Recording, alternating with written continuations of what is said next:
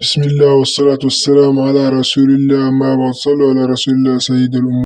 أعزائي المشاهدين، موعد مباراة ريال مدريد وريال أتلتيكو مدريد في مباراة نصف نهائي. مرحبا بكم في ديربي مدريد الأكثر إثارة في نصف نهائي كأس الملك. ريال مدريد وأتلتيكو مدريد فريقان عريقان اجتماعا مرة أخرى في مواجهة نارية. من سيحقق الفوز ويتأهل إلى النهائي؟ ريال مدريد بقيادة تشابي ألونسو مدرب ريال مدريد الجديد سيكون تحديا كبيرا لأتلتيكو مدريد نصف نهائي كأس الملك. ريال مدريد بقيادة المدرب الجديد تشابي ألونسو يريد أن يبدأ عهده بفوز كبير ضد أتلتيكو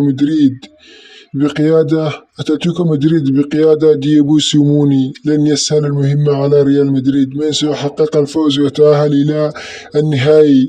المباراة يوم الخميس بتاريخ 2026 من شهر 1 يوم 8 من شهر يناير. أما عن القنوات الناقلة والمعلقين، المعلق فارس عوض، والقناة قناة 8 السعودية. أما توقيت المباراة الساعة 10 مساء بتوقيت السعودية. أما على التشكيلة المتوقعة، هذه تشكيلة أتلتيكو مدريد المتوقعة، وهذه تشكيلة ريال مدريد المتوقعة. أعزائي المشاهدين، لا تنسوا الدعم باللايك والاشتراك وتفعيل زر يصلكم كل جديد، والسلام عليكم ورحمة الله وبركاته.